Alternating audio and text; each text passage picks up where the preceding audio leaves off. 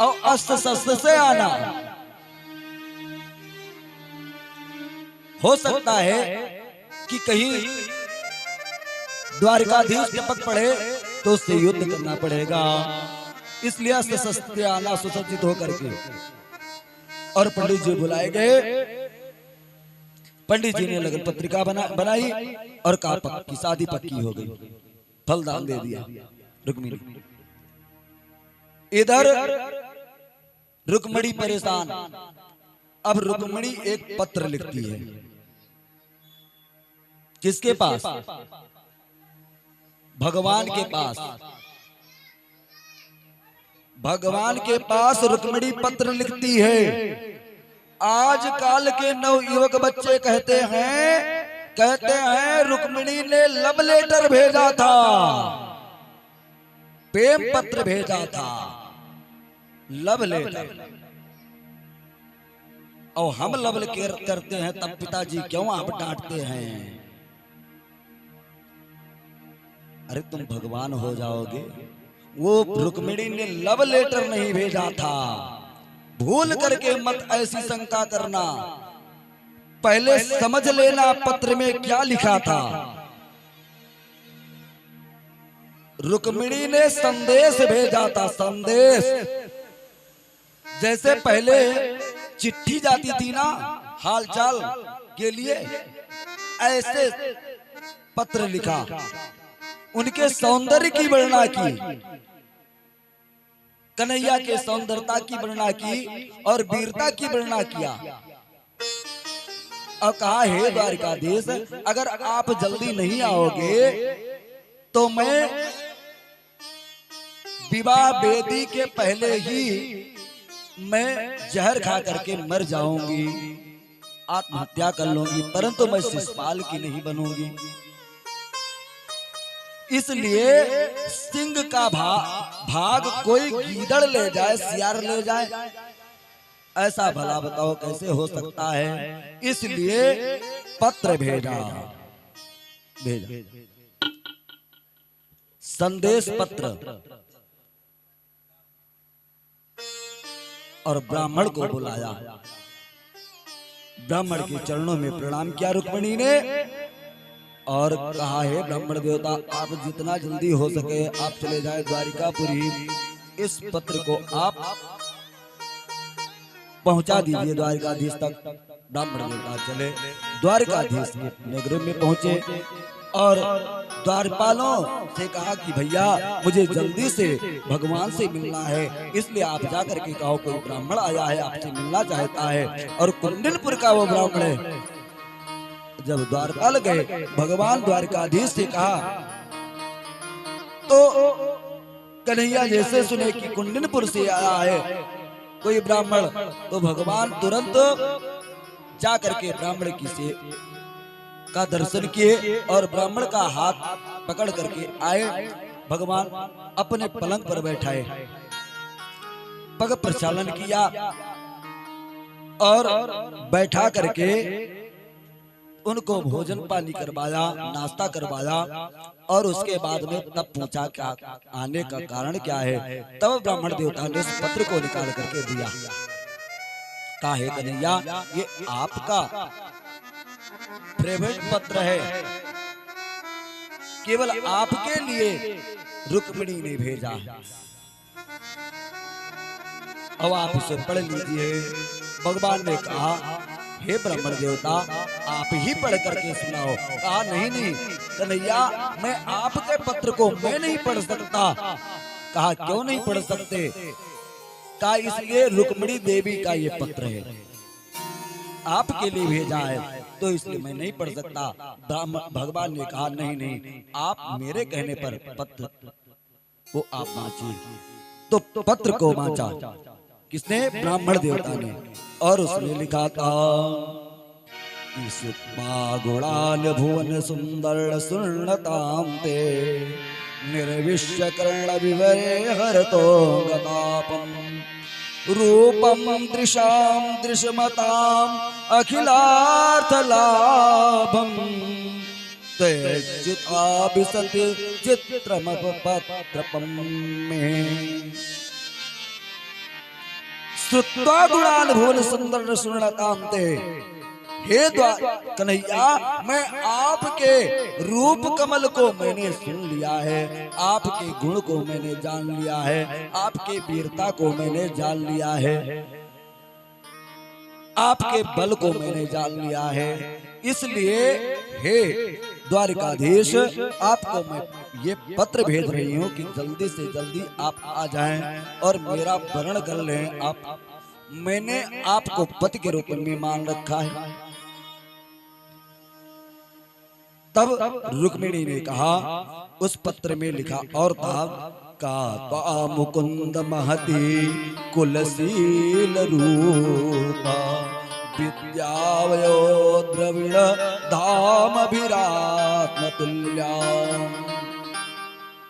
हमारे कुल की परंपरा है, हे द्वारकाधीश, हमारे कुल की एक परंपरा है कि लड़कियां जब विवाह मंडप पर जो जाती हैं, उसके पूर्व गांव के बाहर, नगर के बाहर एक गौरी जी का मंदिर है, वहां पूजन के लिए पहले जाती हैं, तब विवाह मंडप पर बैठती हैं। इसलिए हे द्वारकाधीश, मैं विवाह मंडप के पहले गौरी पूजन के लिए जाऊंगी और वहीं आप आकर के मेरा हरण कर लेना, काम बन जाएगा।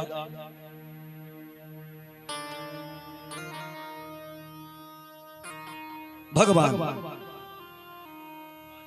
पहुंच गए। कहां? भगवान ने कहा ब्राह्मण देवता से, कहा हे ब्राह्मण देवता, ठहरो, हम भी चल रहे हैं। जितनी विकल हमको पाने के लिए रुक्मिणी देवी हैं, उतने मैं भी परेशान हूं रुक्मिणी को पाने के लिए। मैंने भी रुक्मिणी के, मैंने उनके भी सौंदर्यता का बखान मैंने सुना है, और अब तो रुक ही नहीं सकता हूं। इसलिए मेरे रथ पर सवार हो, मैं जल्दी से चलता हूं। और जो सबसे तेज चलने वाले घोड़े थे, उनको भगवान श्री कृष्ण ने रथ में लगा लिया और भगवान ब्राह्मण देवता को बैठाए और चल दिए कहां? कुंडलपुर में आकर के पहुंच गए। इधर शिषपाल भी बारात लेकर के पहुंच गया। गोले तमाशे दगने लगे, बाजन बजने लगे, और रुक्मिणी देवी कहीं छत पर जाती है, कहीं नीचे आती है, दूर तक देखती है कि ब्राह्मण देवता भी दिखाई नहीं पड़े वापस आकर के। क्या बात है? कहीं ऐसा तो नहीं कि कहीं माँ घी भूल गए हो ब्राह्मण देवता? परेशान, जितने गोले तमाशे की आवाज जितने कानों में पड़ती है रुक्मिणी देवी के, उतने रुक्मिणी देवी परेशान है, बहुत परेशान। तब आदेश हुआ, क्या आदेश हुआ? कि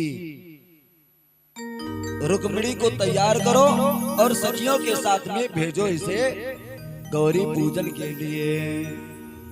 अब सखियां सब तैयार होती हैं, गौरी पूजन के लिए तैयार, रुक्मिणी भी तैयार होती हैं।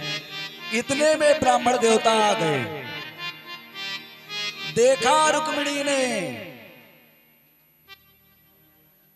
और दौड़ करके गई, ब्राह्मण देवता के चरणों में गिर गई। ब्राह्मण देवता ने कहा, देवी, हे बेटी, तुम्हारा मनोरथ सफल हो और द्वारकाधीश आ चुके हैं, तुम्हारी प्रतीक्षा कर रहे हैं, अब तुम जाओ। अब वो खुशी का पारावार न रहा रुक्मिणी।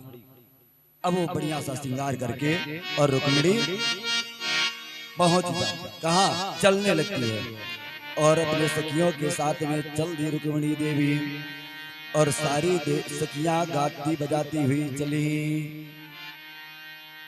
गौरी दरबार चलो हो सखी पूज आई, गौरी दरबार चलो रे सखी पूज, गौरी दरबार चलो रे सखी पूज आई। गौरी दरबार हो चलो हो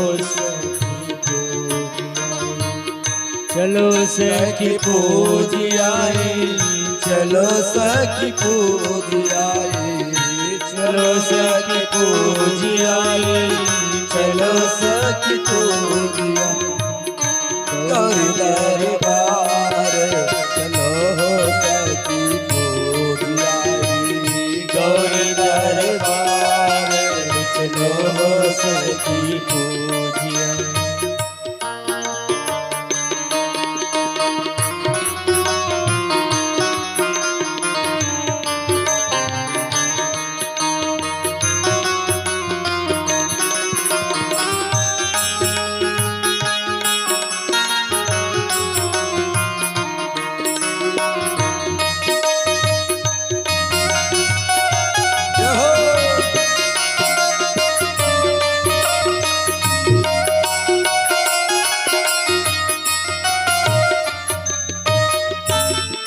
गौरी के पूजन करबे हम सखी मिले, गौरी के पूजन करबे हम सखी मिलेंगे। हर बच्चियों को चाहिए गौरी पूजन के लिए। ये प्रथाएं हमारे इस भारत संस्कृति का देन है। ये प्रथाएं पहले थी, अब लुप्त हो गई।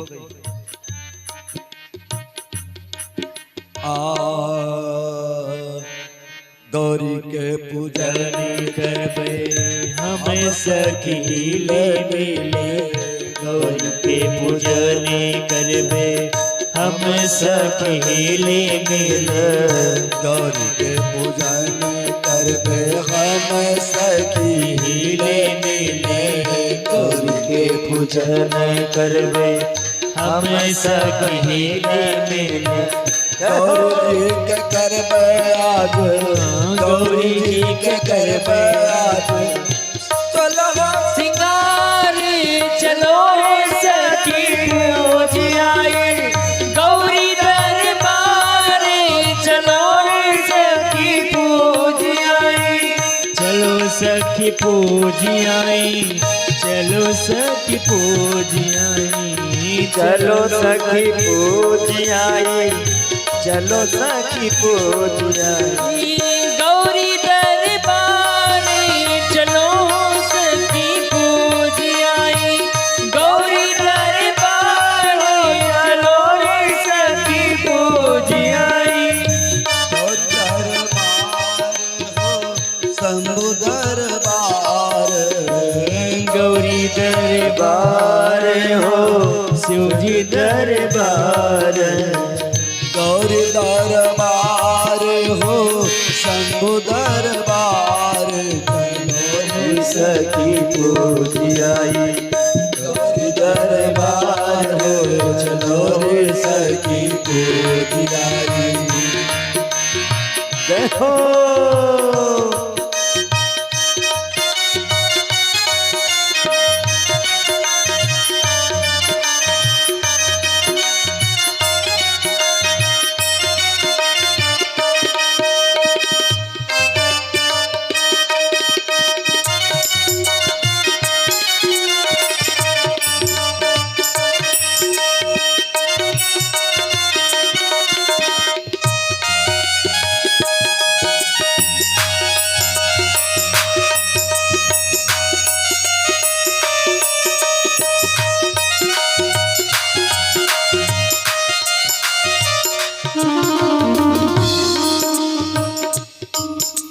और पूजा दीन अधिक अनुराग रमा, पूजा कीन अधिक अनुराग रमा, पूजा दीन अधिक अनुराग रमा, पूजा कीन अधिक अनुराग रमा, निज अनुरूप सुभग पर पांगा रमा, निज अनुरूप सुभग पर मांगा रमा, रुक्मिणी ने गौरी जी का पूजन किया और पूजन करने के बाद में अपने अनुरूप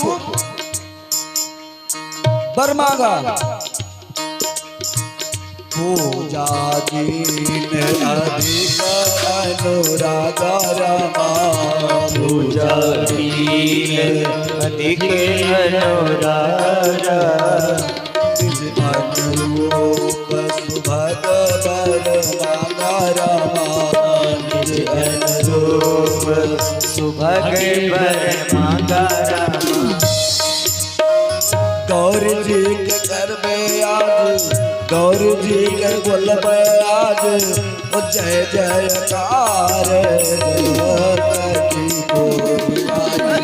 गौरी दरबार चलो सखी पूजियाई, गौरी दरबार चलो रे सखी पूजियाओ, गौरी दरबार चलो रे सखी पूजियाई, चलो सखी पूजियाई, चलो सखी पूजियाई, चलो सखी पूजियाई, चलो सखी पूजियाई।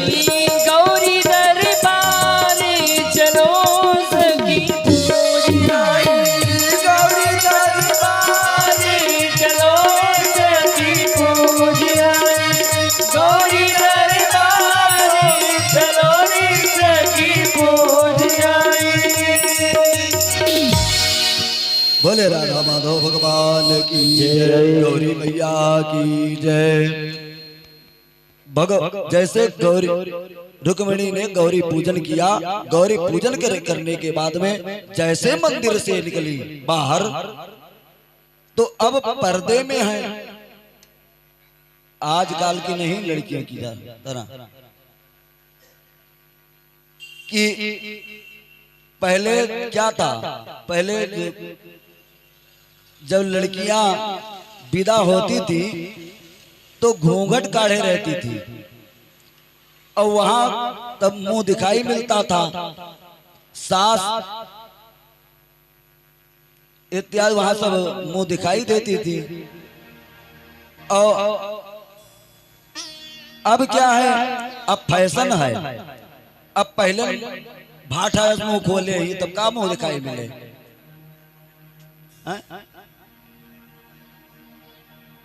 सबका मुंह दिखाई नहीं है जयमाल मां तो का मुंह दिखाई हुआ मिले।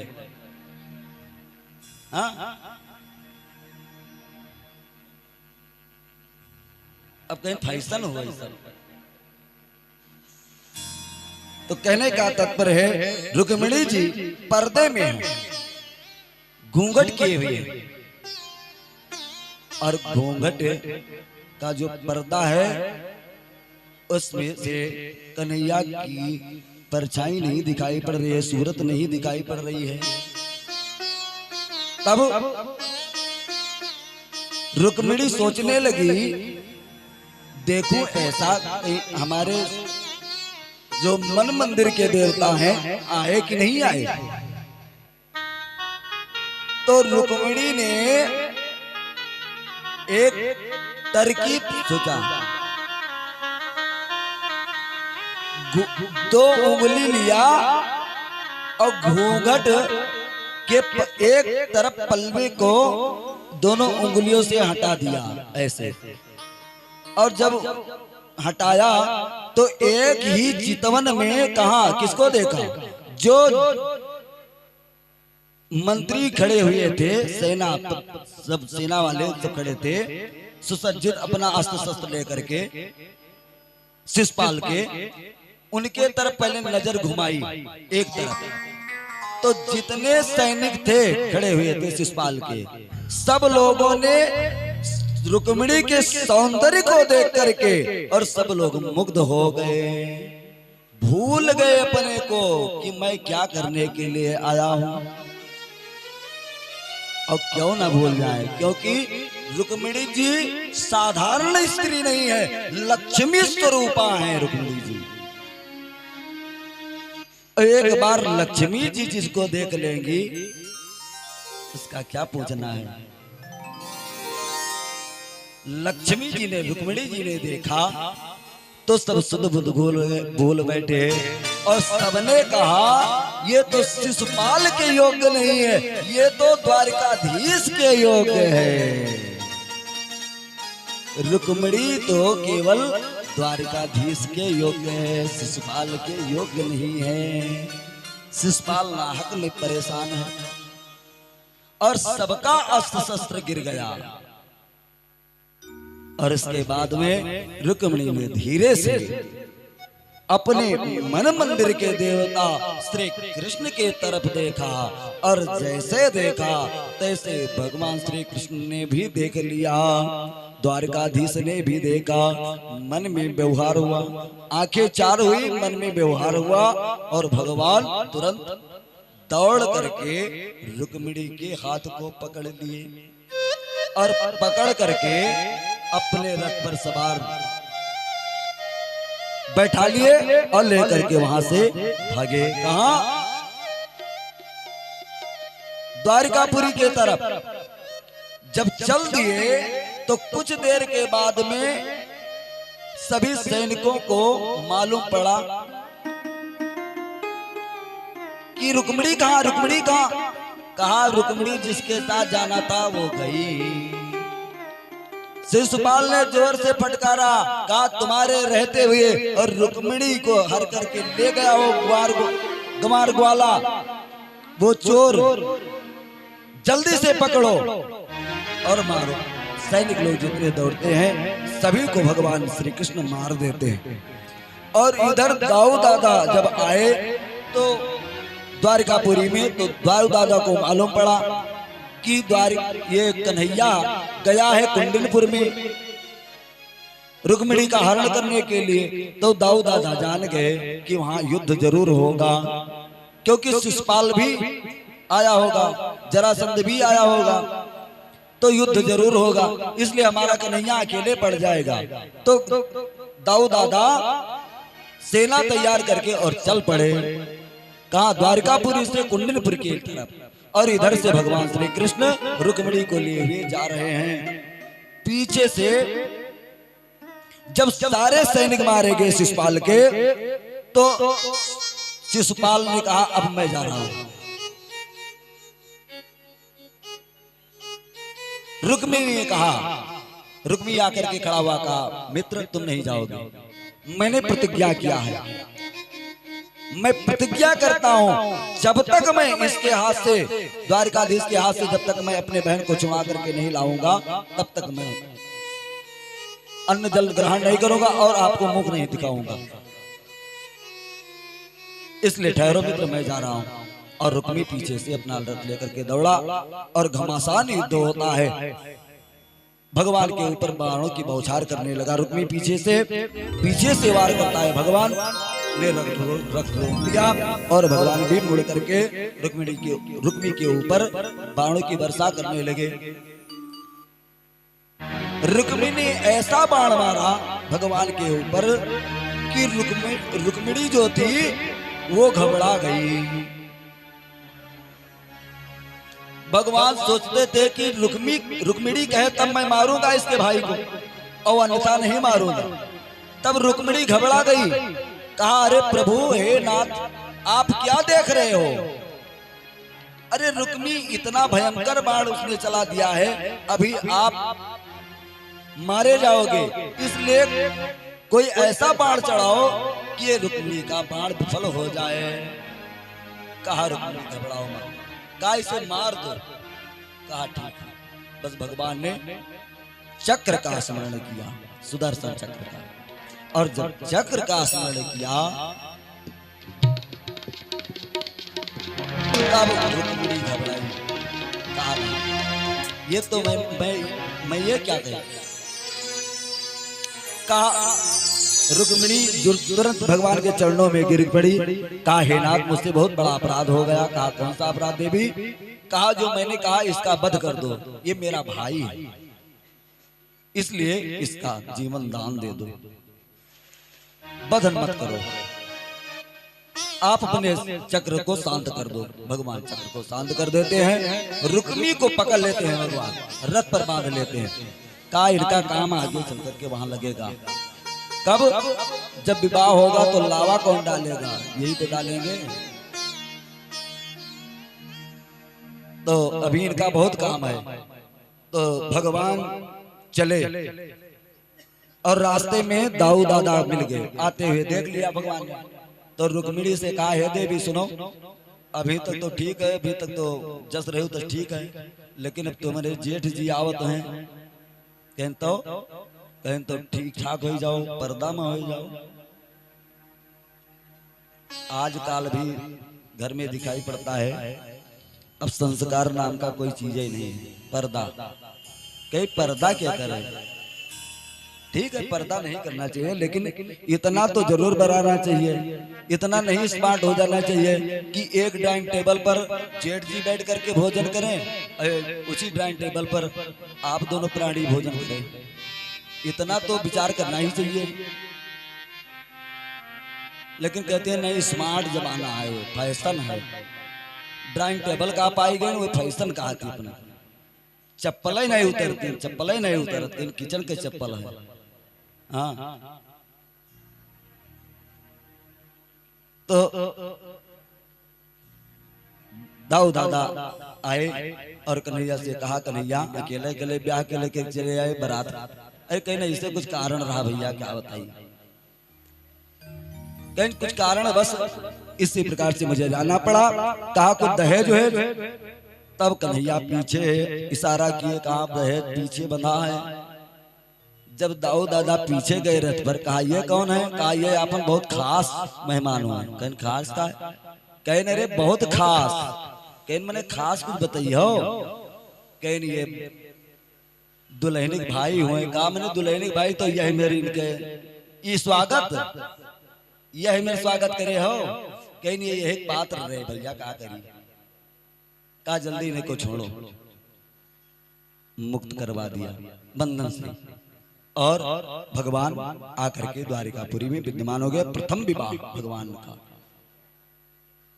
और इधर अब दूसरे दिन ब्राह्मणों को बुलाया और विवाह का कार्यक्रम प्रारंभ हो गया।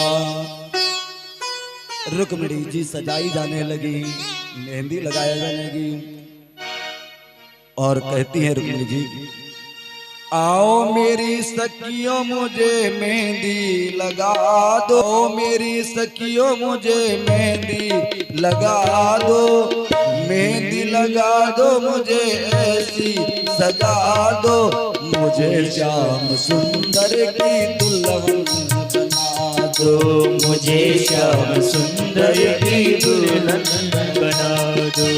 आओ मेरी सखिया मुझे मेहंदी लगा दो। देखो आज भगवान का विवाह है।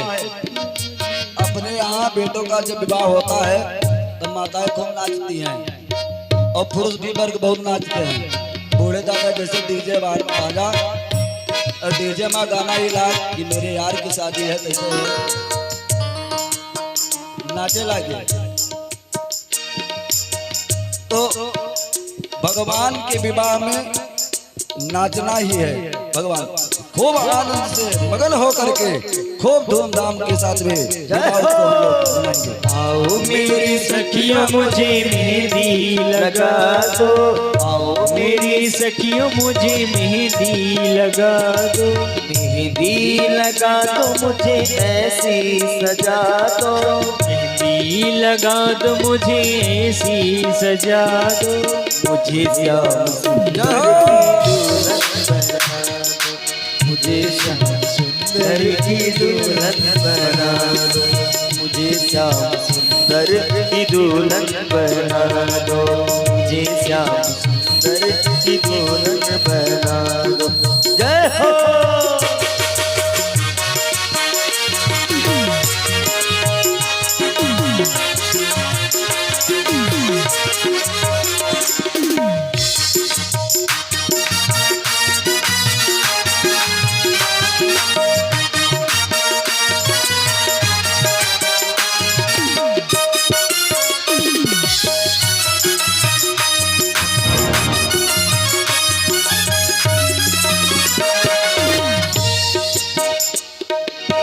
सत्संग में मेरी बात चलाई सत्संग में मेरी बात चलाई, सत्संग में मेरी बात चलाई, सतगुरु ने मेरी कीनी सगाई। सत्संग में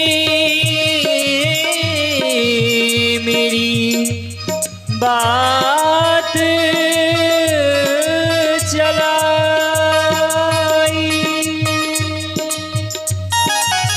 सत्संग में मेरी बात चलाई, सत्संग में मेरी बात चलाई, सतगुरु ने मेरी सगाई।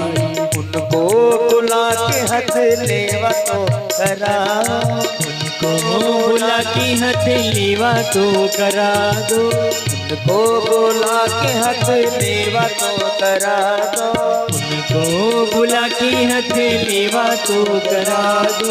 मुझे श्याम सुंदर की दुल्हन बना दो, मुझे श्याम सुंदर की दुल्हन बना दो। आओ मेरी सखियाँ मुझे मेहंदी लगा दो, आओ मेरी सखियों मुझे मेहंदी लगा दो, आओ मेरी सखियाँ मुझे मेहंदी लगा दो, आओ मेरी सखियों मुझे मेहंदी लगा दो।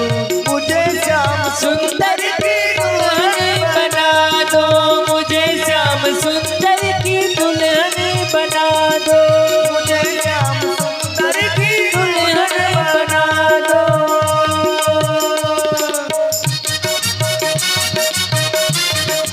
जय हो।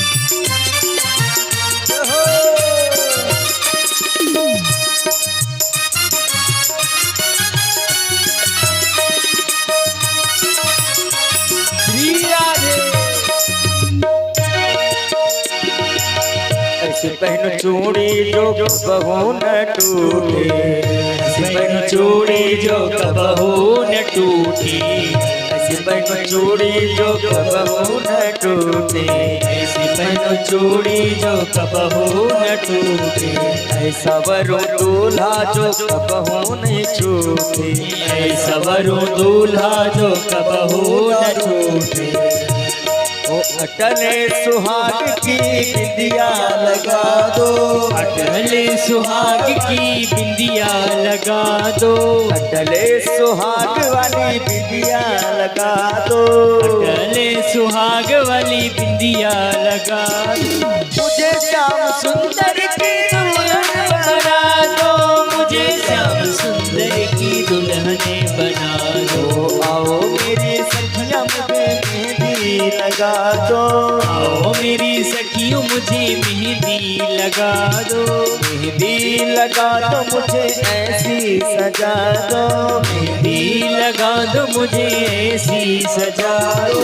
मुझे श्याम सुंदर की दुल्हन बना दो, मुझे श्याम सुंदर की दुल्हन बना दो, मुझे श्याम सुंदर की दुल्हन बना दो, मुझे श्याम सुंदर की दुल्हन बना दो।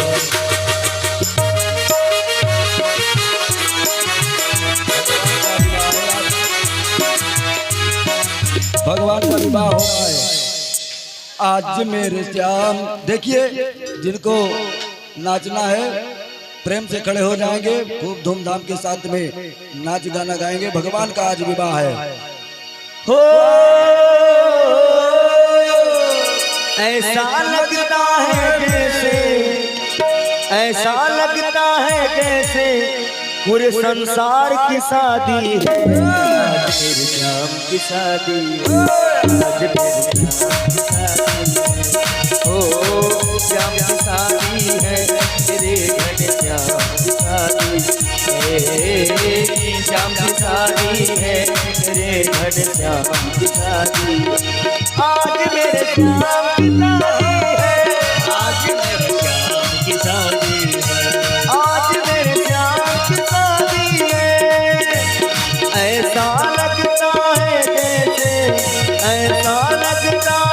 जैसे ब्रह्मांड की शादी है।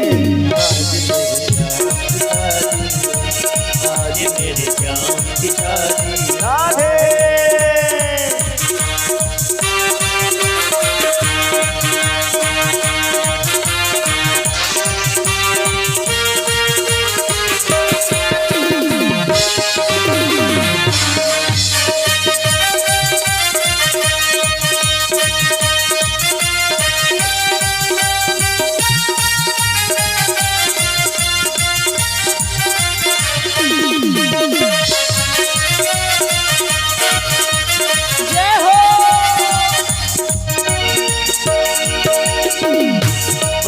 है खूब है जोड़ी कृष्ण रुक्मिणी की जोड़ी। हो बनी है खूब है जोड़ी कृष्ण रुक्मिणी की जोड़ी। खुशी से नाचे हैं मन। जय हो मिला सजनी को साजन। जय हो खुशी से नाचे हैं मन मिला सजनी को साजन। हो आज मुझे यहाँ लगता है, आज मुझे यहाँ लगता है ब्रजधाम की शादी है। आज मेरे श्याम की शादी है। ओ श्याम की शादी है, मेरे घनश्याम की शादी है। श्याम की शादी है मेरे घनश्याम की शादी है। आज मेरे श्याम की शादी है। आज मेरे श्याम की शादी है।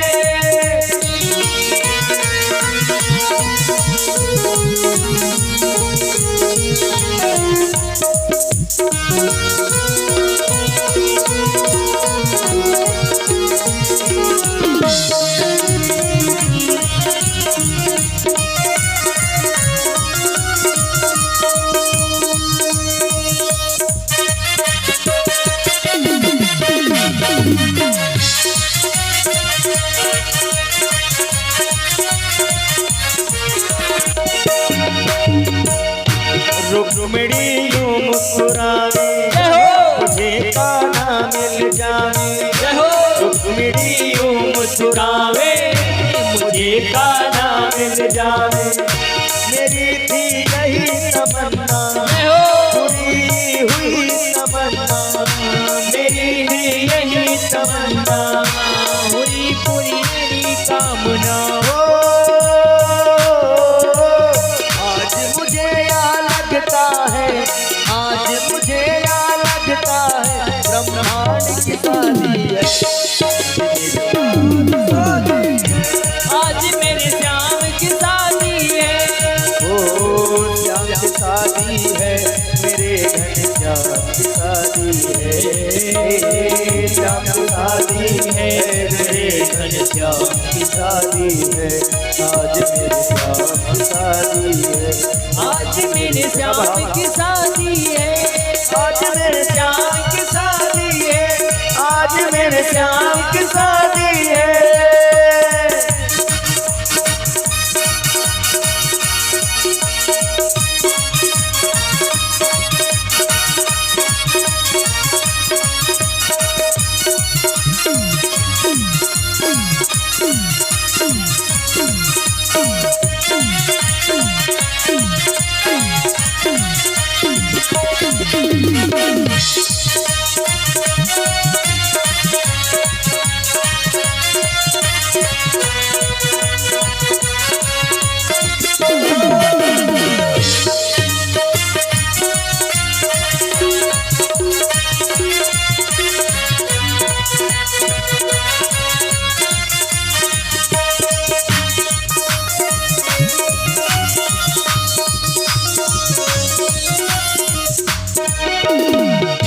बड़ा शुभ लगन मुहूर्त, श्याम सुंदर की मूरत।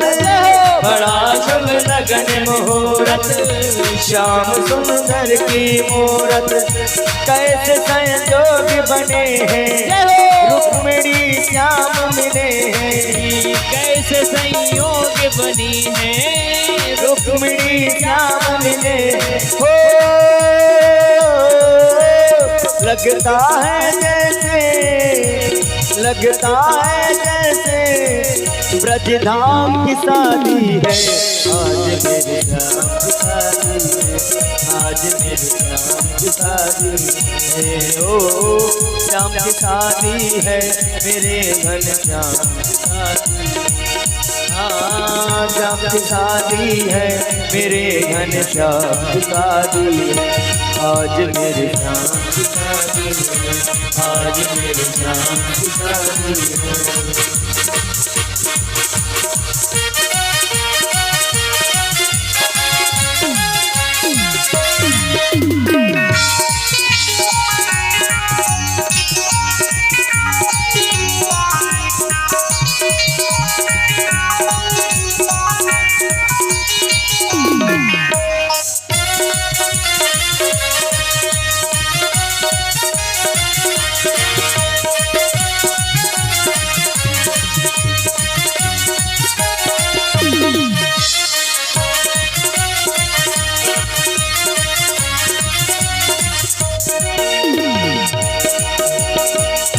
हीर का मुकुट निराला, गले में जनती माला, चांद सा रूप है इनका, बड़ा सुंदर नंदलाला।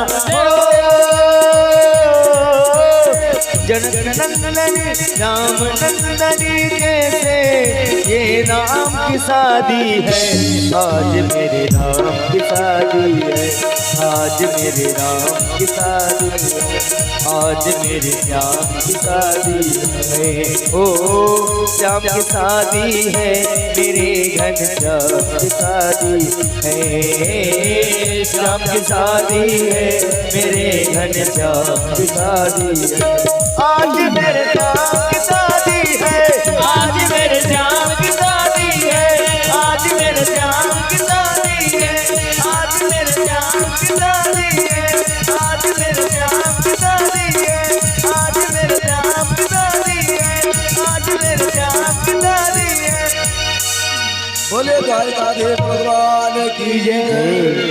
अब हम चाहते हैं हमारे आचार्य जी आवें और यहाँ जजमानों के द्वारा भगवान का विवाह संपन्न करावें। जो भी माताएं बहनें विवाह के लिए वस्त्र इत्यादि लेकर के आई हैं, धान का लावा होगा वो भी लावें। यहाँ पर परचा जाएगा भगवान को और पुजाई का कार्यक्रम करें। ऐसा जो सुंदर अवसर आप लोगों के जीवन में मिला है, ये बार बार जीवन में अवसर नहीं मिलता, इसलिए अवसर का लाभ उठा लेना चाहिए। और भगवान के विवाह में जो भी अपने मन को आप श्रद्धा सुमन अर्पण करेंगे, भगवान आपका कल्याण करेंगे और आपके घर में ही मंगल होता रहेगा। आप लोग इधर भजन भी सुनते रहें और हम आचार्य जी से निवेदन करते हैं कि आचार्य जी आकर के विवाह का कार्यक्रम आगे बढ़ावें। सहनाइयों की सदा कह रही है, खुशी की मुबारक घड़ी आ गई है। सजी सुर्ख जोड़े में चांद सी दुल्हन, जमी पे फलक पे पड़ी आ गई है।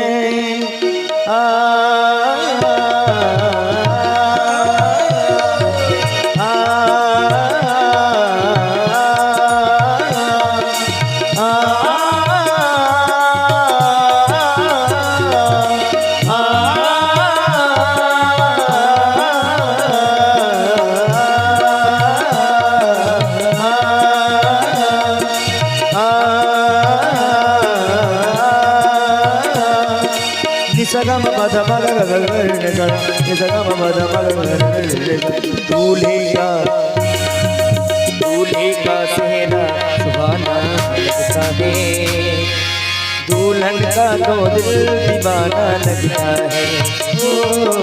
दूल्हे का सेहरा सुहाना लगता है, दुल्हन का तो दिल दीवाना लगता है। पल भर में कैसे बदलते हैं रिश्ते, अब तो हर अपना बेगाना लगता है। दूल्हे का चेहरा दीवाना लगता है, दुल्हन का तो दिल दीवाना लगता है।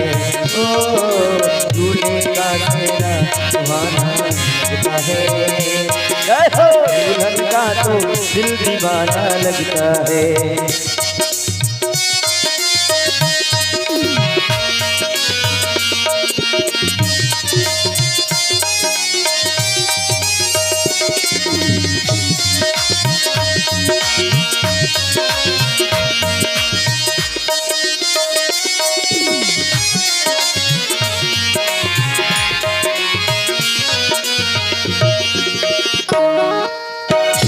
फेरों से बना जन्मों का ये बंधन। हमारे आचार्य जी आ गए हैं। जो भी माताएं बहनें इस अवसर का लाभ उठाना चाहती हैं, अगर आपके घर में मंगल ही कार्य बना रहे तो आप लोग मौके का फायदा उठा लीजिए। ये जो सुंदर सुहाना अवसर मिला है, आज भगवान का विवाह है और लक्ष्मी जी का विवाह है, इसलिए विवाह में आप लोग अपना श्रद्धा सुमन अर्पण करें। और हमारे आचार्य जी आए हैं, पहले हम चाहेंगे हमारे मुख्य जजमान जी विवाह भगवान का करेंगे, इसमें अपना श्रद्धा सुमन अर्पण करें। लावा का प्रसन्न होगा, इधर आप लोग गीत सुनें। और जो भक्त जी का कार्यक्रम करना चाहता है वो सभी लोग आकर के और इस मौके का लाभ उठाएं, क्योंकि कहा गया है कि जिन भक्तों का कोई भी दिक्कत हो तो ये करने से वो समस्या दूर हो जाती है। और सभी लोग आकर के जो भी श्रद्धा हो भगवान के चरणों में अर्पण करें। सात फेरों से बना जन्मों का ये बंधन, प्यार से जोड़ा है रब ने प्रीत का दामन। नई रस्मी नई कसमी नई उलझन, होठ है खामोश लेकिन कह रही धड़कन। धड़कन धड़कन धड़कन धड़कन धड़कन धड़कन धड़कन धड़कन मेरी धड़कन मेरी धड़कन मेरी धड़कन मेरी धड़कन धड़कन धड़कन धड़कन धड़कन धड़कन मेरी धड़कन मेरी धड़कन। मुश्किल असरों को दुराना लगता है, मुश्किल असरों को दुकाना लगता है। दुल्हन का तो दिल दीवाना लगता है, ओ दूल्हे का चेहरा सुहाना लगता है। दुल्हन का तो दिल दीवाना लगता है।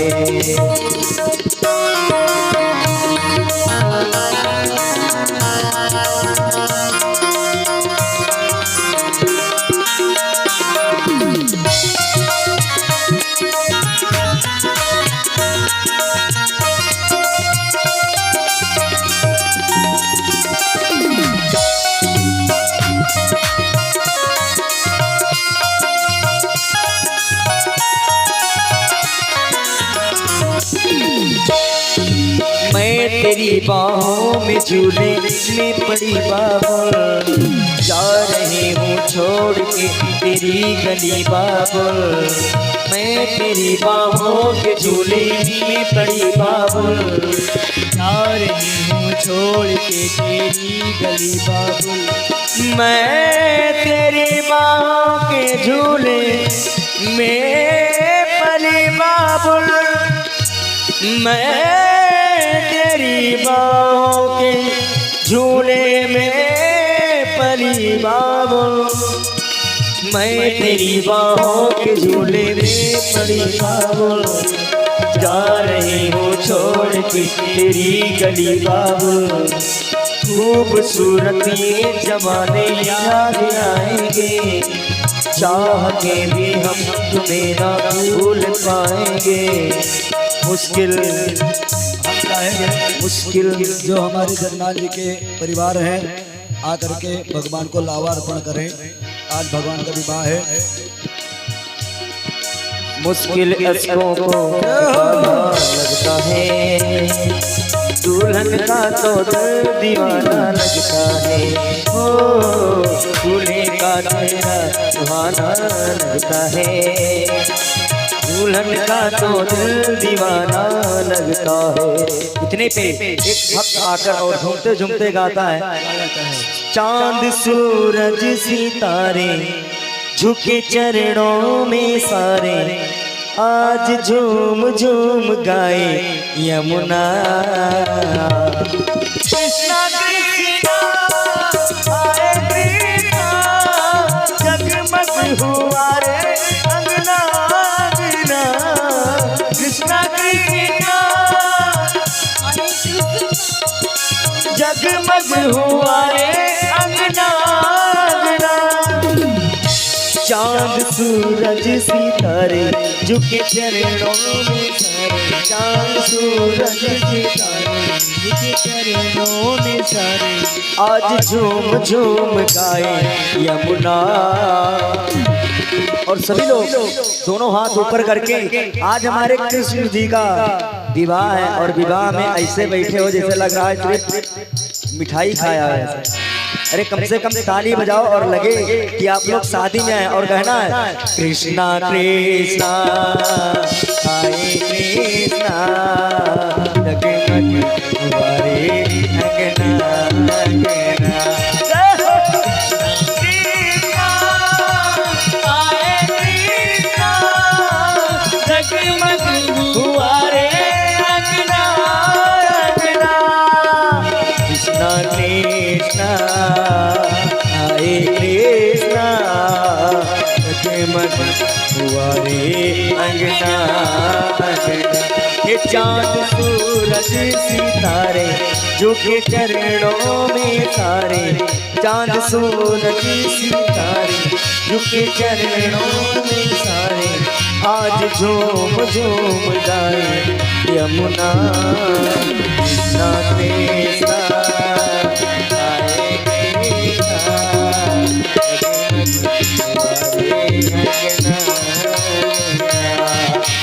कृष्णा कृष्णा आए कृष्णा, जगमग हुआ रे अंगना।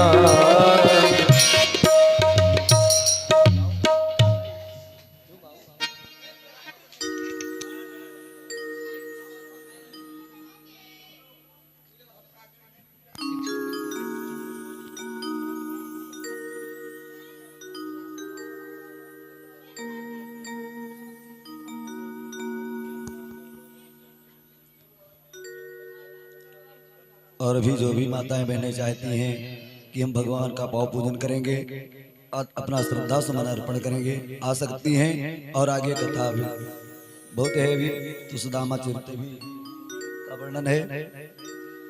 और देखिए हम घर वाले की तरफ से हैं, ये भैया की तरफ से हमारे 51 रुपया इस भगवान के विवाह में अर्पण हुआ है।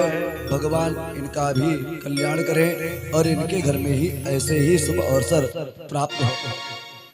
देखिए हम घर वाले की तरफ से हैं, और जब बाराती आती है तब घर वाले कैसे गाली देते हैं।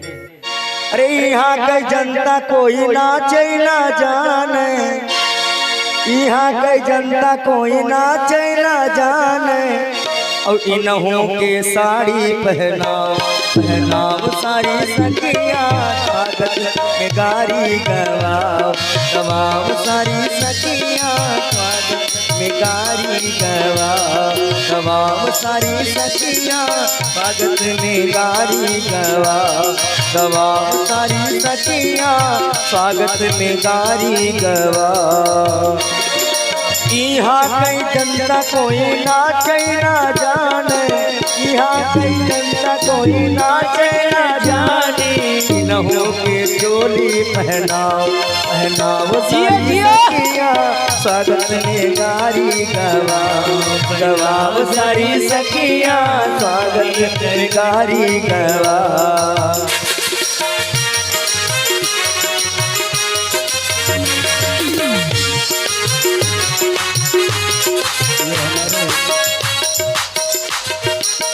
भैया लल्लन की तरफ से और उनके धर्म पत्नी की तरफ से भगवान कृष्ण और रुक्मिणी के विवाह में वस्त्र श्रृंगार सामग्री आभूषण पात्र अर्पण हुआ है।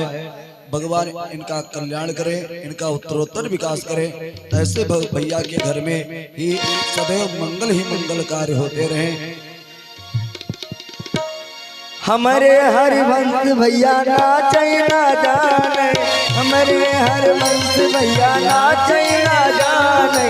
इन्हों के साड़ी पहनाओ पहनाओ सारी सखियाँ, स्वागत में गारी गवाओ गवाओ सारी सखियाँ, स्वागत में गारी। अब जानतो काका है यहाँ कई जनता कोई ताली ना बजावे, यहाँ के जनता कोई ताली ना बजावे। अब इन्हों के चूड़ी पहनाओ सारी सखियाँ, स्वागत में गारी गवाओ गवाओ सारी सखियाँ, स्वागत में गारी गवाओ। जय हो।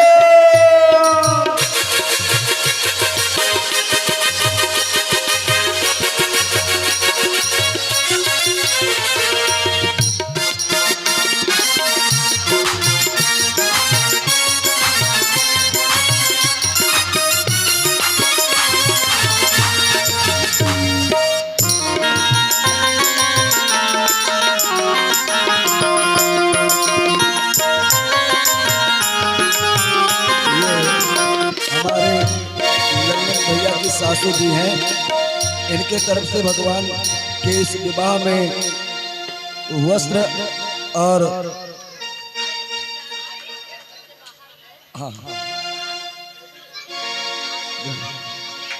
और दो आरओ के तरफ से 111 रुपया इस विवाह के गोविंद की तरफ से भैया की तरफ से ये विवाह उत्सव में अर्पण हुआ है। भगवान इनके जीवन में ऐसे ही मंगल मंगल कार्य करते रहे और इनका कल्याण करते रहे, उत्तरोत्तर विकास करते रहे। और हमारे लल्लन भैया जी के सास की तरफ से ये साड़ी और द्रव्य 51 रुपया और सौभाग्य सामग्री भगवान के विवाह में अर्पण हुआ है। भगवान इनका धन दान से इनका घर पूर्ण रखे, इनके घर में ऐसे ही मंगल मंगल कार्य रहे होते रहे।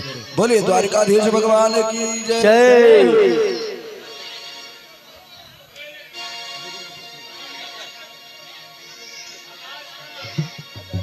एक बार हम चाहेंगे सभी लोग दोनों हाथ ऊपर करके और गाएंगे, रे गवाब सारी सखियाँ स्वागत में गारी गवाओ, गवाब सारी सखियाँ स्वागत में गारी गाओ।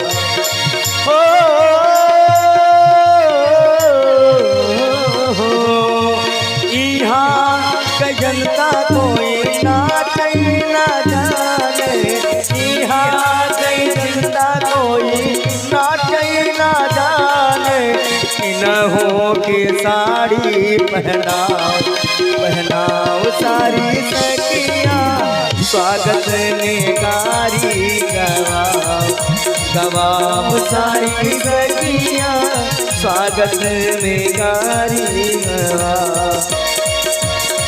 झूठी दुनिया में मन को डाले, झूठी दुनिया में मन को डाले, श्याम श्याम जी के चरणों में लगा ले। नसीबा तेरा जाग जाएगा, नसीबा तेरा जाग जाएगा, नसीबा तेरा जाग जाएगा। ये हमारे भैया की तरफ से 101 रुपया भगवान के विवाह में अर्पण हुआ है। भगवान कल्याण करें, इनका उत्तरोत्तर विकास करें, इनके घर में ऐसे ही शुभ अवसर प्राप्त होते रहे। और ये मनोज की तरफ से 101 रुपया भगवान के विवाह में अर्पण हुआ है। भगवान इनका भी कल्याण करे। मनोज भैया की शादी भी है, इसलिए अपने शादी के लिए किधर है कि बढ़िया दुल्हन मिले, कन्हैया से अर्पण करो। ये बबलू भैया और उनके धर्मपत्नी की तरफ से भगवान के उस विवाह में वस्त्र और सामग्री सौभाग्य सामग्री अर्पण हुआ है। ये भैया की तरफ से हमारे 51 रुपया अर्पण हुआ है। सदैव इनका घर धन दान से पूर्ण रखे, इनके घर में ऐसे ही शुभ अवसर आते रहे इनके जीवन में भी।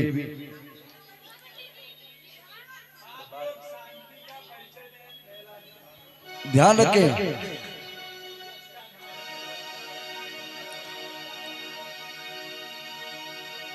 भगवान हमारे द्वारकाधीश का प्रथम विवाह हुआ। Please stand up. शांति बनाए रखें, शांति बना करके आप लोग आइए। और ये भैया की तरफ से हमारे 51 रुपया अर्पण हुआ है। इस विवाह उत्सव में भगवान का कल्याण करें, सदैव इनके जीवन में ऐसे ही मंगल कार्य होते रहें, शुभ अवसर इनके जीवन में आते रहें। और हमारे भैया लल्लन के जीजा की तरफ से, बड़े वाले इनके तरफ से 51 रुपया भगवान के इस विवाह में अर्पण हुआ। भगवान इनका भी कल्याण करें, इनके घर में ऐसे ही खुशी आती रहे, इनके जीवन में मंगल ही मंगल कार्य होते रहे। ये बिटिया हमारी आ गई आज।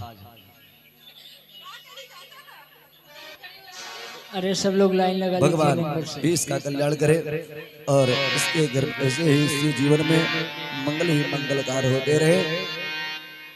अब लोग देखिए आगे कथा आती है। भगवान को समंतक मणि की चोरी लगी। एक शस्त्राजित नाम का यादव था जिसने सूर्य की तपस्या किया, और सूर्य की तपस्या करने के बाद में सूर्य भगवान जब प्रकट हुए तो सूर्य ने उसको समंतक मणि दे दी। समंतक मणि का प्रभाव यह था कि वो 8 बार सोना हमेशा देती थी।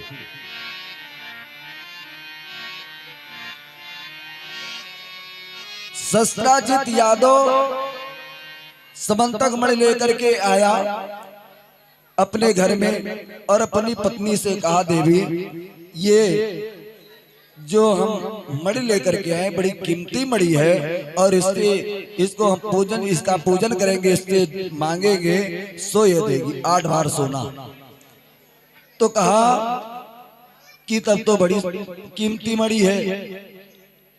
शस्त्राजित ने सुबह होते हुए उसका पूजन किया और पूजन करने के बाद में उससे मांगा तो वो समंतक मणि 8 बार सोना उसने दिया।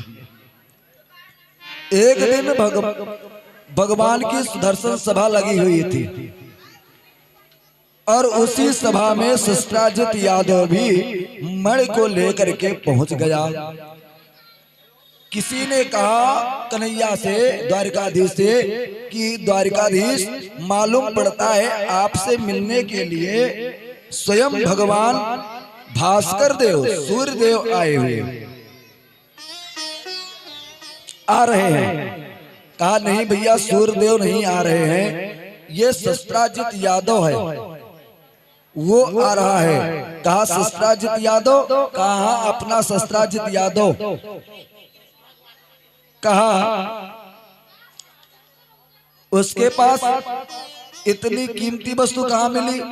कहा उसने सूर्य की तपस्या किया और सूर्य भगवान ने उसे एक मणि दिया जिसका नाम समंतक मणि है। 8 बार सोना वो देती और उसी का मणि का एक प्रकाश है और ये सूर्य देवता का प्रकाश नहीं है। इतने में शस्त्राजित यादव आ गए। आचार्य जी तो शस्त्राजित यादव आ गए। कन्हैया ने भी देखा शस्त्राजित यादव को और सभी जितने वहां के मंत्री थे सभी ने देखा, ग्वाल बालों ने देखा शस्त्राजित यादव और कहने लगी कि हे भैया तुम्हें ये मणि कहां से मिली? सब कुछ बता दिया। कहा ये तो बड़ी कीमती मणि है। अभी इसको ऐसा करो ना, इसे राज खजाने में रख दो, राजकोष में, ताकि राज खजाने में धन की कमी ना रहे। शांति बनाए रखें आप लोग, शांत बनाए रखें। शांत हो जाइए पहले आप लोग, शांति बना करके आप लोग बैठे। तो शस्त्राजित यादव ने सब वृत्तांत बता दिया और कहा भैया कि आप इसे कोष में जमा कर दीजिए ताकि राज खजाने में धन की कमी ना रहे। तो कहा देखो तब हमने किया तो फल हम ही भोगेंगे, इसलिए हम इसे राज खजाने में नहीं दूंगा। उसने सोचा अभी ये सब कह रहे हैं, अभी भगवान श्री कृष्ण ने कह दिया तो मुझे देना पड़ेगा इस मणि को, इसलिए वो सभा को छोड़ करके शस्त्राजित और चला गया अपने महल। दूसरे दिन उसका भाई प्रसेनजित जंगल में शिकार करने के लिए तैयार हुआ। तो शस्त्राजित ने कहा भैया तुम जा रहे हो जंगल में शिकार करने के लिए, तो ऐसा है ना कि इस मणि को धारण करके जाओ ताकि तुम्हें कोई परेशानी ना आवे। प्रसेनजित मणि को पहन करके चला गया जंगल में शिकार करने के लिए। वहां पर जब जंगल में पहुंचा प्रसेनजित तो एक सिंह ने प्रसेनजित के घोड़े को मार दिया और प्रसेनजित को भी मार दिया। सिंह ने उस मणि को छीन लिया, अपने गुफा में लेकर के जाकर के पहुंच गए। उसी जंगल में जामवंत जी रहते थे, एक गुफा बना करके। कौन जामवंत जी? त्रेता वाले जामवंत जी वो रहते थे। अपनी गुफा से निकले जामवंत जी टहलने के लिए, तो देखा कि सिंह के गुफा में भयंकर प्रकाश। कहा ये अचानक प्रकाश कैसे आ गया इसके गुफा में? कोई जरूर कीमती वस्तु इसके गुफा में है, चलो चल करके देखूं। और जैसे जामवंती जी गुफा में हल्ला प्रवेश किए, तैसे सिंह ने दहाड़ मार करके और गुफा से प्रवेश वापस वो बाहर निकला और सिंह और जामवंत जी में घमासान युद्ध हुआ। जामवंत जी ने एक ही झपट्टे में सिंह को मार डाला और जामवंत जी ने मणि को ले लिया। अब मणि ले जाकर के जामवंत जी की एक पुत्री थी जिसका नाम था जामवती, जामवंती को दे दिया। अब जामवंती उस मणि से खेलने लगी, रहने लगी। इधर जब प्रसेनजित वापस नहीं गया तो अब शस्त्राजित को चिंता हुई। देवी ने पूछा, शस्त्राजित की पत्नी ने पूछा, कहा स्वामी क्या बात है, क्यों आप परेशान हैं? कहा कुछ ऐसा ही कारण है।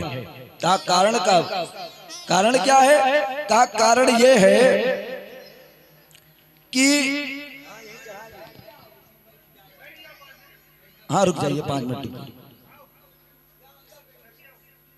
कहा कारण क्या है? कहा कारण ये है कि किसी से ना बताओ तो मैं कहूं। कहा मैं किसी से ना बताऊंगी। तो शस्त्राजित ने बता दिया। कहा ऐसा है जो अपना भाई है ना प्रसेनजित, मणि पहन करके गया था जंगल में, वापस नहीं आया। तो हमें तो यही शंका है कि मैं मणि जब लेकर के गया था कृष्ण के दरबार में, तो वहां सभी लोग मणि के लिए लालायित थे, यहां तक कि कृष्ण भी देख रहे थे मणि को, परंतु कह नहीं पा रहे थे उससे। तो हमें तो यही मालूम पड़ता है कि कृष्ण ने, हो सकता है कि कृष्ण को मालूम पड़ा हो कि प्रसेन, उसका भाई प्रसेनजित मणि को पहन करके जा रहा है जंगल में, और जंगल में मार दिया होगा कृष्ण ने, मणि को ले लिया। अब पत्नी ने कहा ये क्या कह रहे हो? कहा यही बात सत्य है और किसी से कहना मत। कहा नहीं कहूंगी, आपके सौगंध है, परंतु इन्हें कहा पचे वाली बात। देवियों को बात पचती नहीं है। अगर झूठे मूठ के संदूक ले आओ तेरे और वो माँ ईटा पाथर भर दियो और इनके सामने वो बंदूक को बक्सा लेके आओ धई दियो, ओ माँ एक ताला ले आओ मार दियो इनके सामने। और रोज जैसे ये आवे कमरा में तैसे वक्त पहले तो खोले रहो, जैसे ये आवे तैसे बंद कर दियो, ताला मार दियो। तो कौनो न कौनो दिन ये जरूर पूछिए कि आखिर अम्मा कहाँ धरे हो, बताओ तो कहे नहीं। और हम जब आए थे तैसे तू बंद कर दिया तो कारण क्या है? क्योंकि इनको श्राप है। किसका? युधिष्ठिर का श्राप। जब महाभारत समाप्त हो चुका था, करो के 100 पुत्र मारे जा चुके थे, तो कुंती को दुख हुआ।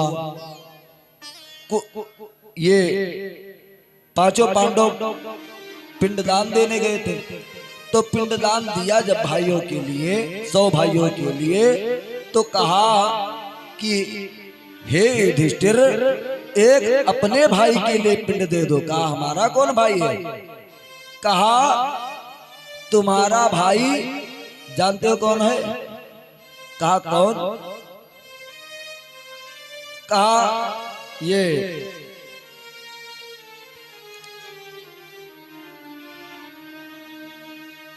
कर्ण तुम्हारा भाई था,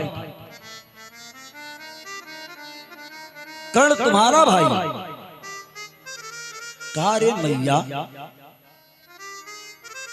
तूने ये बात पहले क्यों नहीं बताई कि मेरा भाई कर्ण है? जाओ, आज से श्राप है देवियों को कि उनके पेट में बात नहीं बचेगी। इसलिए युधिष्ठिर का श्राप है देवियों को, पेट में बात बचती नहीं है। ये दूसरे दिन गई पनघट पर पानी भरने के लिए, वहां और भी महिलाएं आई हुई थी पानी लेने के लिए। इन्होंने अपना रस्सी तो डाल दिया अंदर कुएं में, परंतु निकाल नहीं रही हैं। ध्यान आया पति के बातों पर। जब चिंतित देखा स्त्रियों ने, तो कहा ए बहना, क्यों आप चिंतित हो? का कारण है? का कारण क्या है? बताओ, हम तो तुम्हारी सखी हूँ, मुझसे बात क्यों छुपा रही हो? कहा किसी से ना बताओ तो कहूँ। कहा हम किसी से ना बताऊंगी, हम नहीं कहूंगी किसी से, बताओ मुझे। कहा कारण ये है कि जो हमारे देवर जी की मृत्यु हुई है वो कृष्ण ने करवाया है, कृष्ण ने मारा है हमारे देवर को और मणि को ले लिया। कहा रे ये क्या कह रहे हो? कहा हाँ यही बात सत्य है, क्योंकि मणि के लिए वो लालायित थे और देवर को मरवा दिया, मणि को ले लिए। लांछन लग गया भगवान को। धीरे धीरे द्वारिकाधीश के कानों में ये बात पड़ी, तो द्वारिकाधीश अपने ग्वाल बालों को लिए और कहां चले? वन को गए। प्रसेनजित का पता लगाने गए। जब वन में पहुंचे भगवान श्री कृष्ण, तो देखा अश्व के पंजर पड़े हुए थे, हड्डी पड़ी हुई थी।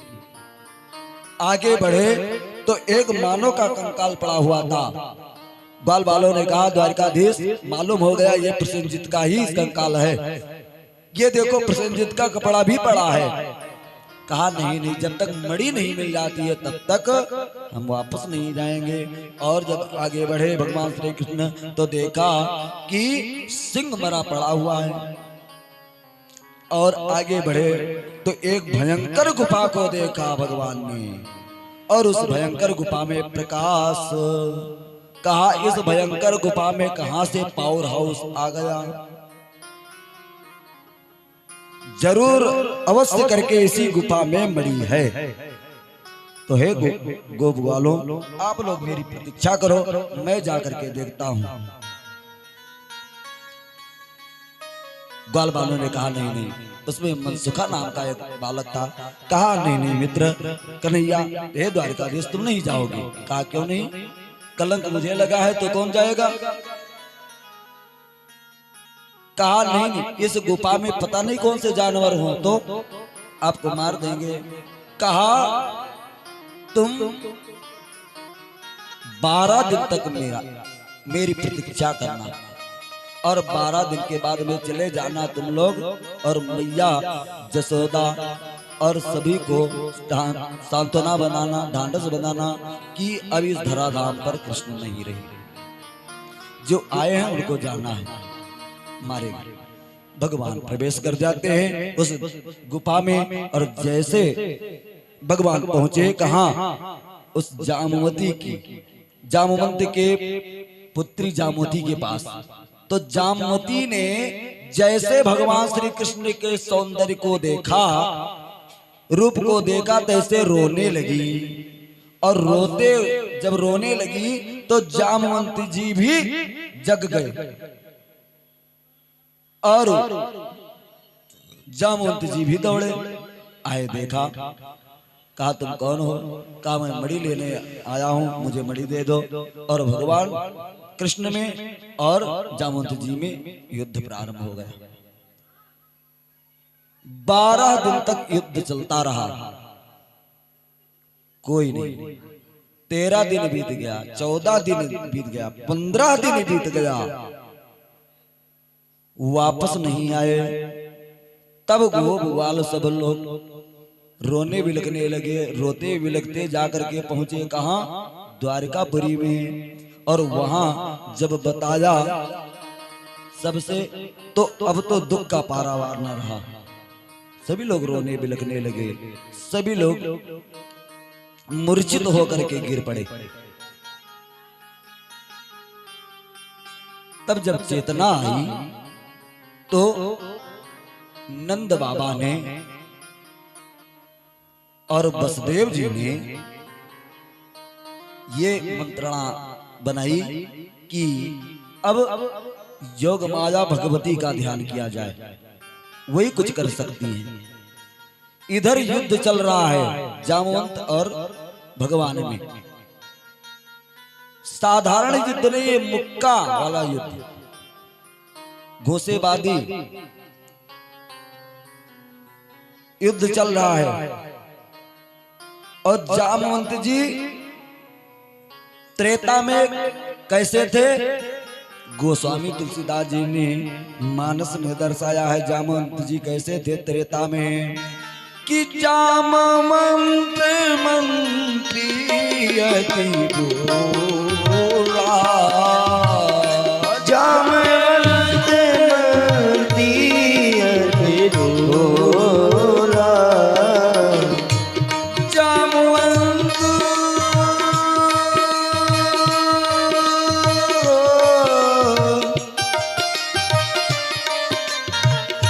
जामवंत मंत्री अति भोला, हे जामवंत मंत्री अति भोला। गोस्वामी तुलसीदास जी ने मानस में क्या कहा? बूढ़ा, अति बूढ़ा, एक बूढ़ा होता है और अति बूढ़ा बताया, जर्जर, अति बूढ़ा माने जर्जर हो गए, सहीगर पुरनिया हो गए। त्रेता में अति बूढ़ा थे, और त्रेता के बाद द्वापर लगा, तब बताओ। लेकिन नहीं, ताकत उतनी थी जामवंत जी को, इसलिए युद्ध चल रहा है। इधर सभी द्वारकावासी भगवती का ध्यान करते हैं और प्रार्थना करते हैं योग माया भगवती से कि हे सिंह बानी जगदम्बा। सभी लोग प्रार्थना करेंगे हाथ जोड़ करके भगवती से कि हे सिंह बानी जगदम्बा, अब तेरा एक सहारा, सिंह वाहिनी जगदम्बा, अब तेरा एक सहारा, सिंह बानी जगदम्बा, अब तेरा एक सहारा है। सिंह वाहिनी जगदम्बा, अब तेरा एक सहारा, वो बात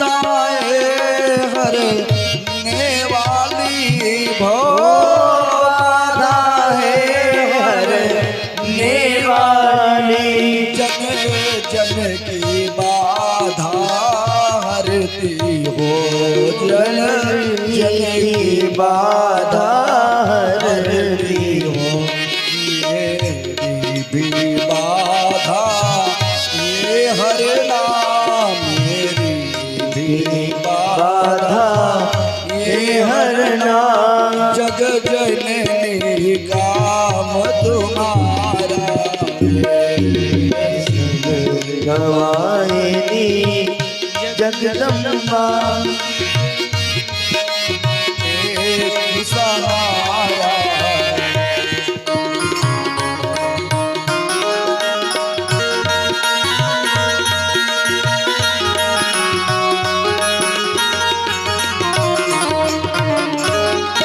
जब जब मानो पर कष्ट पड़ा, जब जब मानो पर कष्ट पड़ा, तब तब तुमने अवतार लिया, तब तब तुमने अवतार लिया। हे कल्याणी हे रुद्राणी, हे कल्याणी हे रुद्राणी, इंद्राणी रूप तुम्हारा, इंद्राणी रूप तुम्हारा, सिंह बावनी जगदम्बा तेरा ही एक सहारा।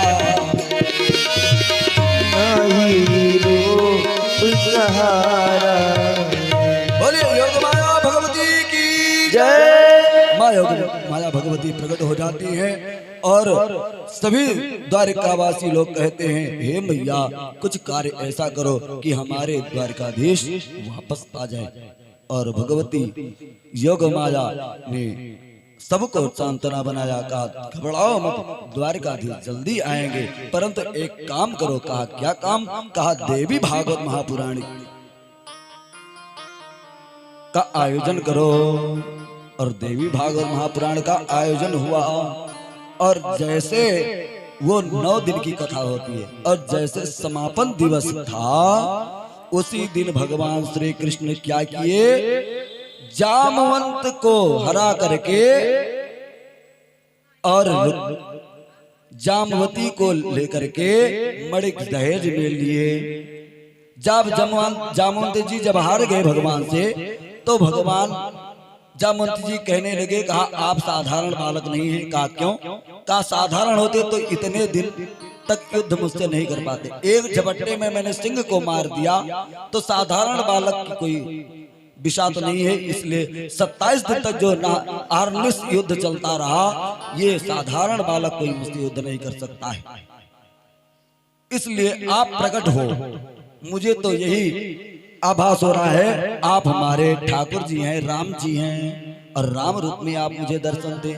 और उसके बाद में भगवान तुरंत राम के रूप में परिवर्तित हो जाते हैं। भगवान राघवेंद्र के रूप में जामवंत जी को दर्शन दिया और कहा, हे जामवंत जी जाओ, तुम्हारा मनोरथ सफल हो जाए। और जामवंत जी बहुत लज्जित हैं, कहते हैं, हे नाथ आप तो जानते हैं, आप तो सर्वज्ञ हैं, आप सब कुछ जानते थे, परंतु हमारे ऐसे वज्रवत आपने प्रहार को क्यों सहा? आपने मुझसे कौन सी भूल हो गई थी?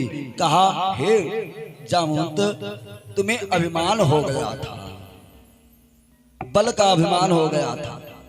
और बल का अभिमान कैसे हुआ था? ये लंका में जब लड़ने के लिए गए थे तो जब लड़ाई समाप्त हो गई, रावण को मार दिया भगवान ने, तो भगवान से जामवंत जी कहा कि हमसे किसी ने युद्ध किया ही नहीं और हमारे हाथ की खुजली मिटी नहीं, तो ऐसा कुछ करो आप हमसे लड़ो। कहा अब अभी नहीं, लेकिन की मनोरथ बारम दोपहर वापर माँ पूर्ण कह दे, कहीं हम कसत पहचानब, कहीं जब जैसे वही व्यक्ति से मुलाकात जैसे हो जे जे तुम्हें पिछाड़ दे रहा था, पार पल बिल्कुल छीड़ कह दे, तब जान जाओ कि हम ही है। भगवान तुरंत साष्टांग चरणों में पड़ गया जामवंत जी और प्रणाम किया। उसके बाद कहा, प्रभु मैं नहीं मान सकता कि आप मुझे प्रसन्न है और मैं जब मानूंगा जब मेरे पुत्री का आप वरण करेंगे और दहेज के रूप में आप समंतक मणि को ले लें। मैं दहेज दे रहा हूं। और जामवती को अपने साथ लिए भगवान विवाह और उनको वरण किए और भगवान जामवती के साथ में भगवान द्वारिकापुरी में विद्यमान हो गए कुछ दिन, 9वें दिन। और सब लोग जय जयकार करने लगे, बोले द्वारिकाधीश भगवान की जय। सबके मानो प्राण वापस आ गए।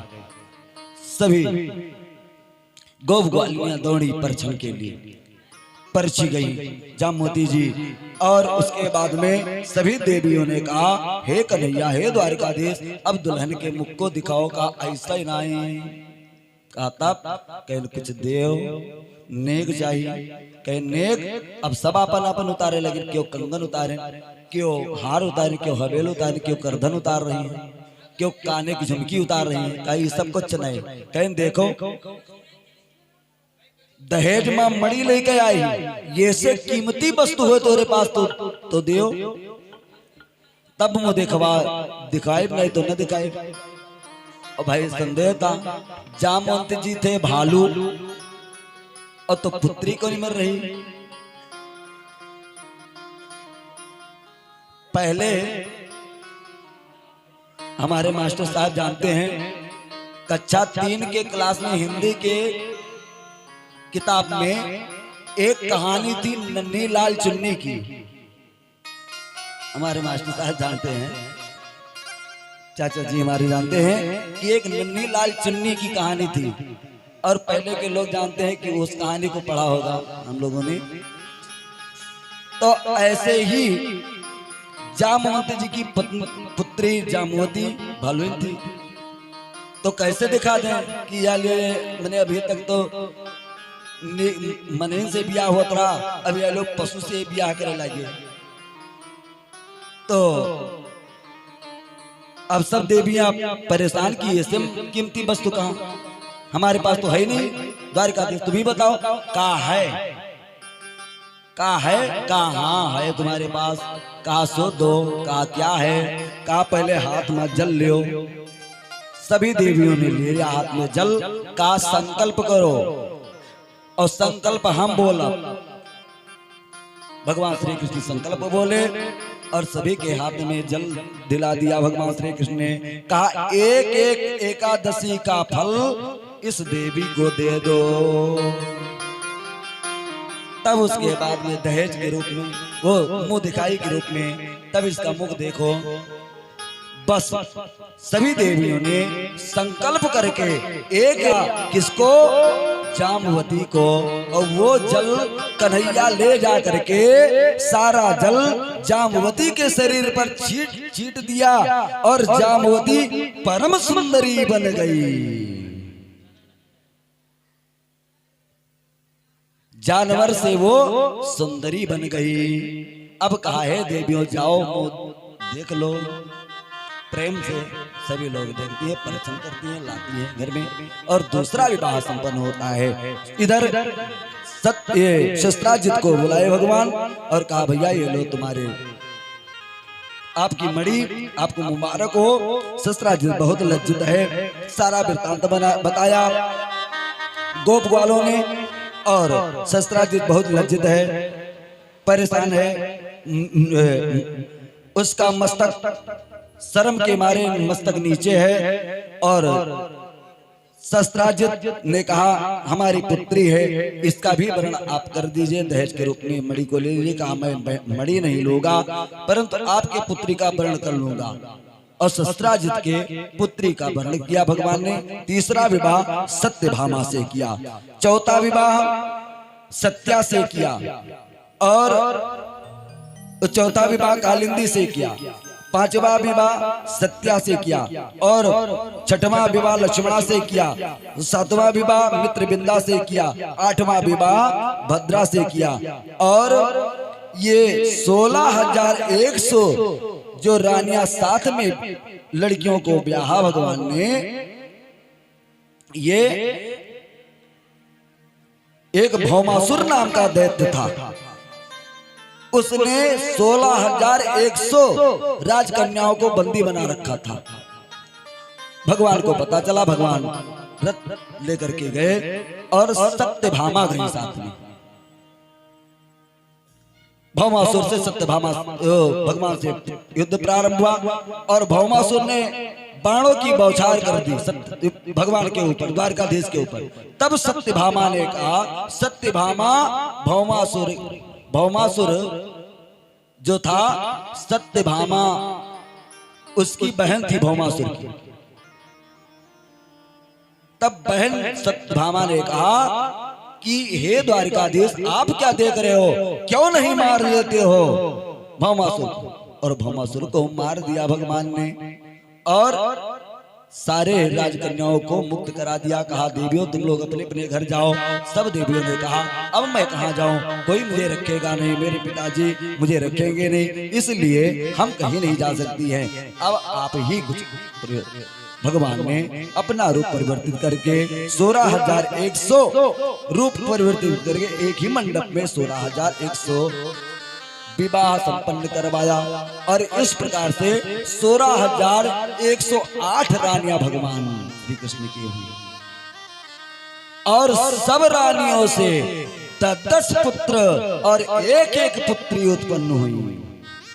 इसलिए 56 करोड़ यदुवंशी पैदा हो गए कुल मिलाकर के द्वारकापुरी में। और उसके बाद आगे की कथा आती है भगवान ये सुदामा जी की, कि जो बचपन के मित्र थे सुदामा जी, आज घर में सुदामा जी की गृहस्थी में बहुत कलेश है।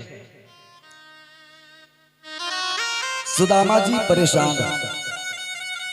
सुदामा जी भगवान का भजन सदैव करते हैं, जो भी मिल जाता है उसी में संतुष्ट हैं, परंतु अपने मुख से कभी नहीं कहते कि मेरा मित्र द्वारिकाधीश है। और आजकल अगर किसी का मित्र प्रधान हो जाए, एमपी हो जाए, एमएलए हो जाए, तो अगर एको फोटो उनके साथ खिंचा लिया है तो कहें कि हाँ ये हमारे मित्र है, या देखो हम बगल में खड़ा होकर फोटो खिंचाएं, शान से कहेंगे। परंतु सुदामा जी ने कभी अपने मुख से वर्णन नहीं किया कि हमारे मित्र द्वारिकाधीश हैं। और सुदामा जी के पत्नी का नाम था सुशीला। बड़ी सुंदर विचार वाली सुशीला थी, मैला कुचैला वस्त्र पहनती थी, इसलिए लोग उसे कुचैला कुचैला कहने लगे। उसको धन की आवश्यकता थी सुशीला को।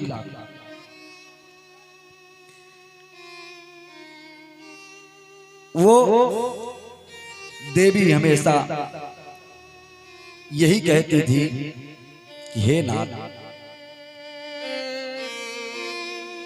आप चर्चा चलाते थे मुझसे कि मेरे मित्र द्वारकाधीश हैं, तो क्यों नहीं आप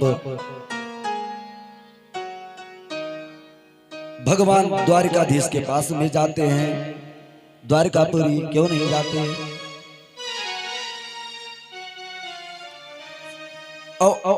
अगर आप द्वारकाधीश के पास जाएंगे तो सबसे पहले आपकी ही सुध लेंगे वो द्वारकाधीश, बड़े दयालु हैं। इसलिए हे नाथ, आप द्वारकाधीश द्वारकापुरी चले जाइए। बार बार अनय विनय करती है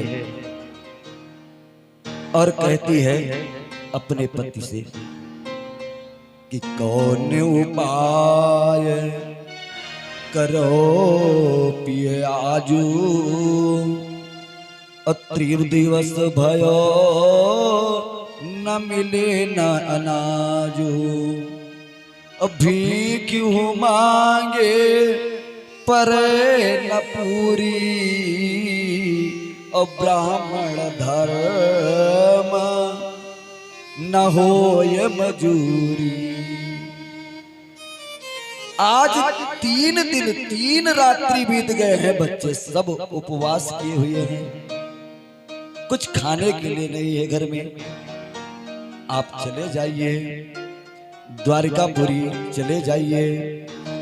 और बार बार अनुनय विनय करती है अपने स्वामी से, पतिदेव से। तब सुदामा जी आज कहते हैं कि हे देवी, मैं नहीं जाऊंगा। क्यों नहीं जाएंगे? कहा क्योंकि मैं बहुत दीनहीन ब्राह्मण हूं। सुदामा जी कहते हैं कि मड़ई मदीना वापिते बे पगली हे जी, मड़ई मदीना वापिते बे पगली। ओ भूल हरि के दुआरे नाही जइबे पगली। नहीं जइबे पगली। मड़ई मदीना वापिते बे पगली। मड़ई मदीना मान जइबे पगली। भूल हरि के दुआरे नाही जइबे पगली। भूल हरि के दुआरे नाही जइबे पगली। सुदामा जी कहते हैं, ब्राह्मणी ने कहा क्यों नहीं जाओगे? कहा सुदामा जी ने, इहे हवा इहे पानी हरि जी के द्वार बा। ये हवा इहे पानी हरि जी के द्वार बा। महल अटारी ओकरा मड़ई हमार बा। महल अटारी ओका महल अटार बा। महल अटारी उनके मड़ई हमार बा। महल अटारी उनकी महल हमार बा।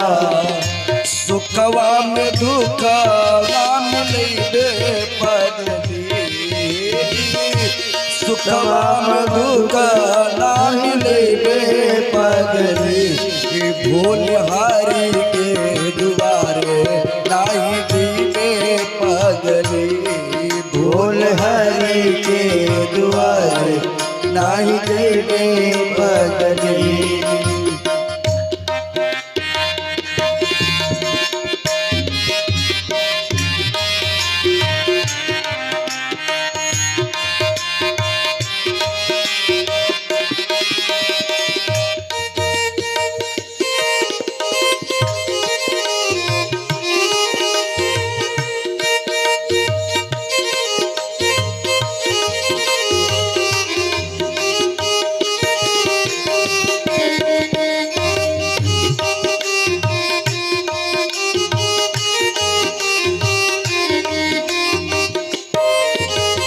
तब सुदामा जी कहते हैं, अरे रीत आयल रीत नाही जनल्यो गंवार तू। रीत नाही जनल्यो गंवार को। रीत आयल रीत नाही जनल्यो गंवार तू। रीत आयल रीत नाही जनल्यो गंवार को। हाटी जान जी मकरा मोस तकरार तू। हाटी जान जी मकरा मोस तकरार तू। कौन अनरीत नाम लेते। सुदामा जी कहते हैं, हम अनरीत नहीं करने जाएंगे। कौन अनरीत नाम चेबे पर कौन रीत नाई जइबे पगली भोले हरि के जइबे पगली बोलते हरिद्वार नाही जइबे पगली मड़ई मदीना वापित के पगली मड़ई मदीना वापित के पगली भोले हरि के दुआरे नाई जइबे पगली बोल हरि के द्वार नाही जइबे पगली भोले हरि के दुआरे नाई जइबे पगली बोल हरि के द्वार नाही जइबे पगली। सुखदेव स्वामी महाराज परीक्षित से कहते हैं, सुखदेव स्वामी महाराज परीक्षित से कहते हैं, राजन सुदामा जी संतोषी ब्राह्मण थे। एक अनिरुद्ध हम लोग भी करते हैं, अनिरुद्ध ये करते हैं कि कहते हैं महाराज सुदामा कहीं आए हैं। सुदामा सुदामा को लोग बुलाते हैं अपने यहाँ। शिक्षा ग्रहण करो आज से कथा से कि किसी ऐसी भ्रांतियां मत पैदा करना कि अपने श्रीमद् भागवत महापुराण में एक ब्राह्मण को बुला करके और उसका उपहास करो। किसका? सुदामा जी का, जो कि भगवान के संतोषी भक्त थे, परम अनन्य सखा थे सुदामा जी। और सुदामा जी के चरित्र को श्रवण करो, ना कि उनको बुला करके अपने दरवाजे पर उनको नचाओ, उपहास करो। ऐसा मत करना। जहां आप देखना वहां तुरंत मना कर देना कि हम यहां नहीं रहेंगे, हम नहीं देखेंगे, हम जा रहे हैं। हमने सुदामा चरित्र को सुना है कि सुदामा जी कैसे थे। पहले सुदामा जी के चरित्र को श्रवण करो कि सुदामा जी कैसे थे।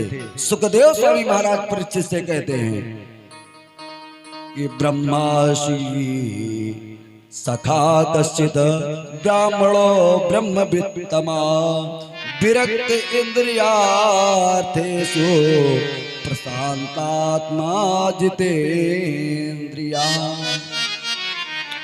श्रीमद् भागवत महापुराण में वेद व्यासी ने जो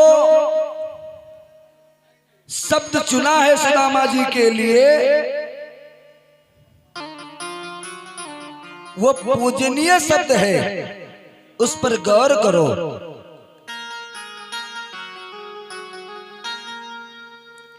जैसे गोस्वामी तुलसीदास जी ने जब शंकर जी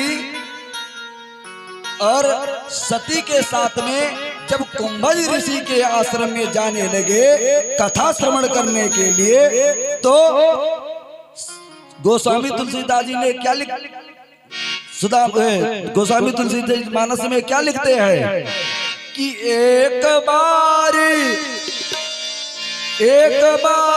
त्रेता युग माही, एक बार त्रेता युग माही शंभु गए कुंभज ऋषि पाई, शंभु गए कुंभज ऋषि पाई। हाँ, एक बार त्रेता युग माही, एक बार त्रेता युग माही शंभु गए कुंभज ऋषि पाई। और कौन जा रही है? गोस्वामी तुलसीदास जी ने मानस में भगवान गोस्वामी तुलसीदास जी लिखते हैं, मानस में दर्शाते हैं कि साथ में कौन है? का जग जननी भवानी है, सती जी का संग सती जग जननी भवानी, संग सती जग जननी भवानी, संग सती जग जननी भवानी, संग सती जग जननी भवानी पूजय ऋषि अखिलेश्वर जाने, पूजय ऋषि अखिलेश्वर जाने। सती जी कहाँ जा रही है? कथा श्रवण करने के लिए। तो वहां पर इतना बढ़ा चढ़ा करके गोस्वामी तुलसीदास जी ने शब्द को लिखा कि कौन जा रही है? सती जी नहीं जा रही है, जग जनन भवानी जा रही है। कहाँ जा रही है? कथा श्रवण करने के लिए। और इसी प्रकार से वेद व्यास जी भी लिखते हैं कि कृष्णस्य सखा कश्चित्, एक हमारे भगवान श्री कृष्ण के सखा थे। कौन? ब्राह्मणो ब्रह्मवित्तमा, एक ब्राह्मण हमारे भगवान श्री कृष्ण के सखा थे, जो ब्राह्मणों ब्रह्मवित्तमा विरक्त इंद्रियार्थेषु।